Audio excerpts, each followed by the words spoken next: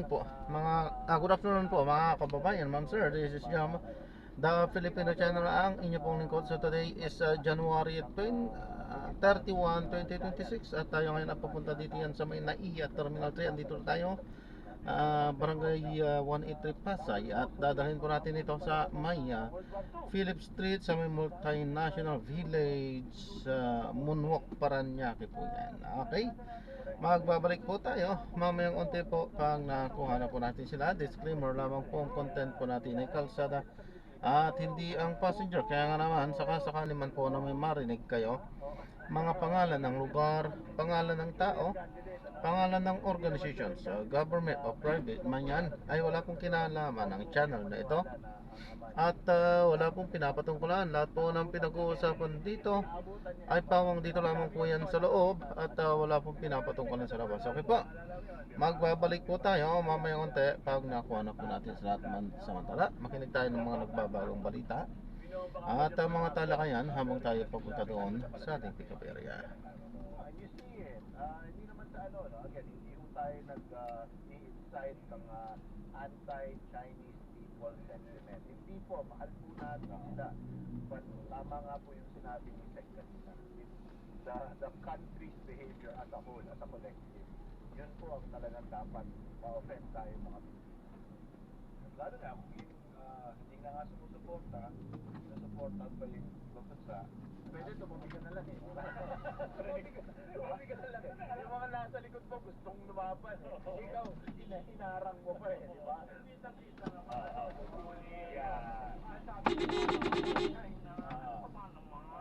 Nangakamit nyo ba talaga?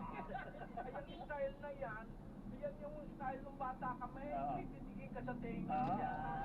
Yung mga lalaki, titigil ka sa tenga. Pag kumanti ka, di sapapa ka, di tali yung malili. Yan ang gusto nyo dito. Ay, alam na namin yan. Igawain din namin. Sa kapwa Pilipino eh.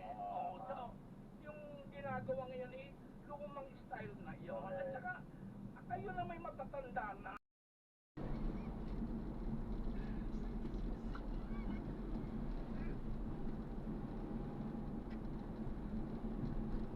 In 200 meters, turn right onto C5 road extension towards Merville.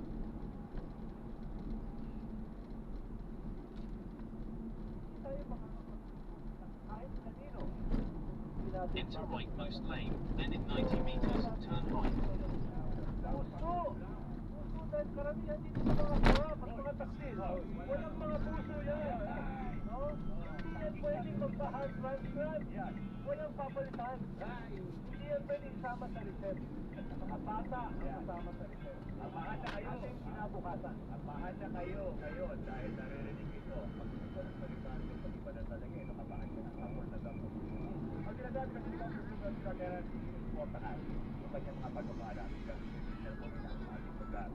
Itong mahalaga po ito para sa kinabukasan ng ating bayan at ating mga kabataan. Diba? Kasi ito, makikita mo sino na tinuturuan natin ngayon ang kinitig ang magdadala sa atin sa direksyon ng kinabukasan. Correct. The future is where we will all spend our lives. Correct. Tingnan natin ang Armanza!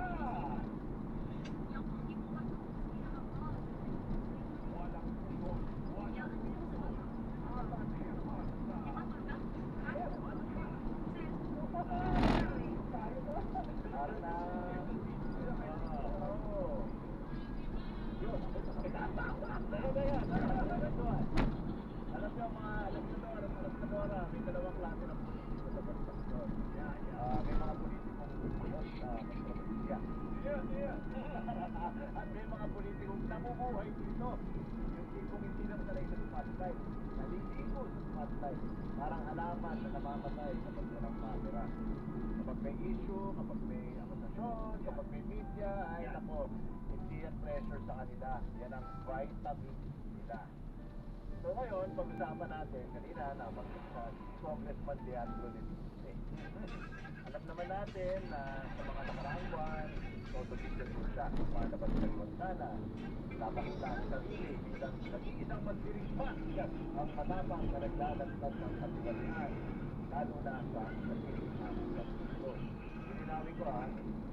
Paglantan, lalantan ng korupsyon, ayan, kailangan niya. Walang problema dyan. Pero ito lang tanong.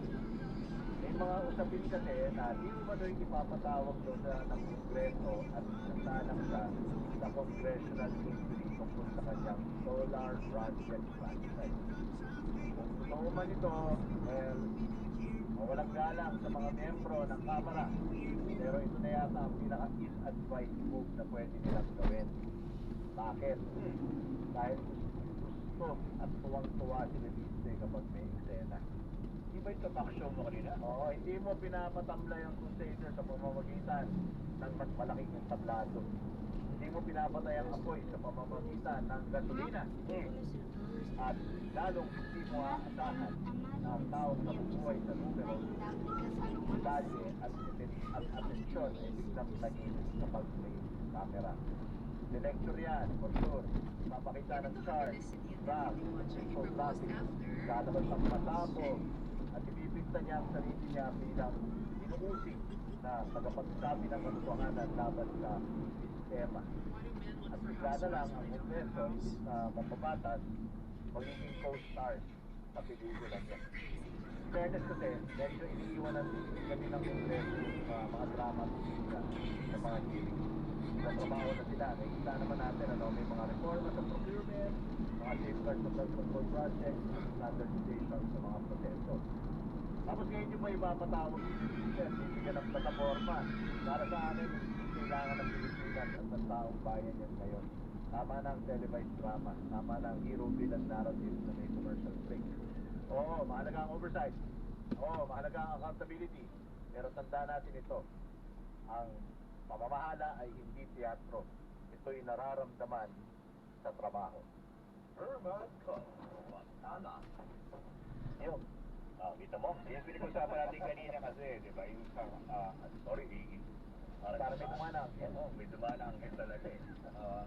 Congressman Manik Manalo, anong ang iyong take sa ating mga kongresista, hindi lang kongresista, sa ating mga kongresista na nasasangkot, na bakit tila baga, meron itong way out di ba? Ang nangyayari, nagtatago. Ang nangyayari, naging ibang bansa. Ano ba, uso pa sa inyo to? Eh, nagaya-gaya na tayo eh. Ginagaya na natin yung paano umiwas. Umiwas. Ayun ang gagawa-gawa ng kasalanan na hindi naman, bakit hindi nyo harapin ngayon? Ayun naman ang sabi sa amin lagi, abay, gagawa-gawa kayo pag sabi ni kayo hindi mo harapin, ay di duwag ka. Ay di wala kang ano. Kasi yung mga bully, Kayo. matuwag Oo. Yung mga taksil, basically mga tuwag yan. Kaya nga, ang bilis sumuko sa mga nanakop Kaya, tama na yun. Oo, kaya huwag kayo magtataksil sa babae. Ay, kayo. Kayo na, hindi mangyayari. Babae, may mga tama kayo. Nako, hindi mangyayari. Nandito yung mga... Ay, yun, yung dalawa. Yung dalawa. Kanya pinagsasabihan ko na. Opo. Kung ano man ang mangyari sa inyo, hindi sa amin nangyari. Kami Ay kami dalawa ni Alan. Ay, nako, kayo. Ayaw ninyong pumastos ng gasolina at saka diesel, talang kayong gumamit ng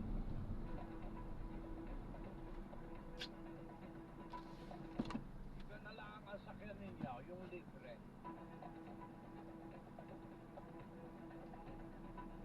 Hindi kailangan ng gasolina at saka diesel. Pero nakasakay ka rin.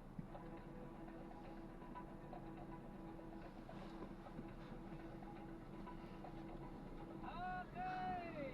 Samantalang ang mga barko at eroplano ipinagdala ng Philippine Coast Guard sa Baho de Masinloc para sa seguridad at kaligtasan ng mga mangingisdalaban sa posibleng panghaharas ng China.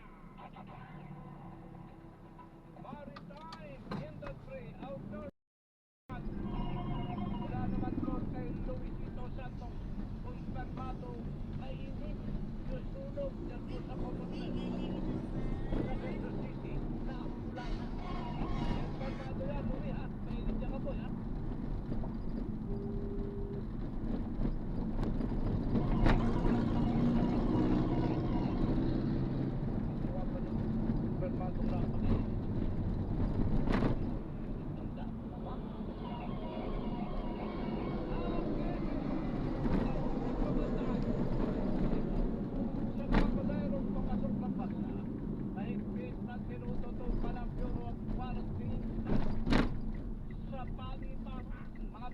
pansamantalan dahil may pantaman o wala ng Nipah virus ayon sa Department of Health. Marami na ang naalarma sa Nipah virus na ito pero mukhang malabo naman yan. Balitang pinutok ka ni Sandersan. Opo. Meron man o walang banta ng Nipah virus, hindi binababa na matawanan yun ang quarantine. Ukiyo ng Department of Health ang kanilang alerto at pagbabantay sa mga tao po. Area sa Parikop, Aldegason City Park District, alas 2, Austin ngayong hapon sa kanilang pinagtarang fire out ang sunog. Bakit sa initial investigation, nagsimula itong mga sunog sa isang bahay sa isang Masquite, pinita ng Pinyong Street sa bilabang nitong Commonwealth Market bandang alauna at 30 o alas 1:30 ng hapon kanina. Dahil pamang kamalaman sa mga light materials ay mabilis na kumalat ang kamoy sa mga katatupan ng bahay. Ayon sa Bureau of Protection, mga informal testers yung mga nakatayo dito sa mga natunog na ari-arian. Bukod lamang sa ikalawang alarma ang sunog, wala naman ang sukatan o nabuwi. Tatanda naman ng mga otoridad dito ay tinatayang hapon sa ibang mga bahay yung naabot dito nga sa sunog. Alam mo, nakuha na tayo lang. Bakit? Ay karane, iniimbestigahan pa naman pagkakas kung ano yung sabi ng apoy na naging dahilan ng sunog dito sa main area na ito. Ang magandang balita lamang dito, hindi naman ito mag-apit sa operasyon sa Palengke dahil nagigilid lang ito ng Commonwealth Market. Kaya isang itsura ng manok dito, yung tinda ng mga gulay, hindi naman naapektuhan. Kaya lang isang natin sa bigas dito, nabasa yung ilang mga paningkang bigas, ilang tao, gawa nga ng iba inilikas at nakukuha ng tubig habang inaapura yung sunog kanina. Ay, matutuyoy na lang yung mga bigas na nabasa na yan. Matutuyoy dyan at ihahalo yan sa batin sila. Saka ipagpipinig nyo lang yan. Naku, pangit yun. Sisira yun. Depende mo yung kanin. Kung masisira ang kalitan doon. Kailan? O pwedeng gawin ng lugaw na para hindi masira pala. Ano? Pwede rin. Lugaw mo yan. Pero kadalasan dyan, sinasama doon sa matay pino. Hindi mo na magkano mapapansin. Pero hindi naman nakakapekta sa kalitan niya. Pero para medyo numuhulog mo ng konti, di ba? Kapag nabasa na ang bigas. Oo, pero magkano, hindi mo nakakapekta. Take note. Matagal ako magbibigan. Bigyan nyo na lang po ako ng 18, ma'am. Po. 18. Pasig ba yun? Pasig Bigyan mo na lang ako ng 150. Ay, 150 na yan. Marikina. Ito. Sige po. Salamat po, ma'am. God bless po. Ay, may gamit pala kayo. Nakalimutan ko.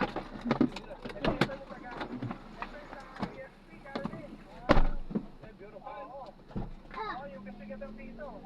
Okay. Ito ba yung apita sa pala? Malaki sa panitra mo. May initial ba? Investigation pa rin. Pero wala naman tayo napikatan, sir.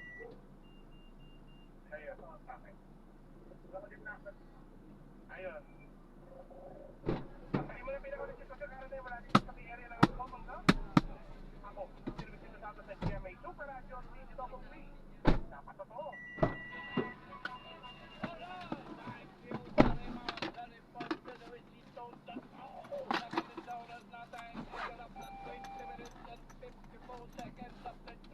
Ngayon nakikinig sa Big Time Balita.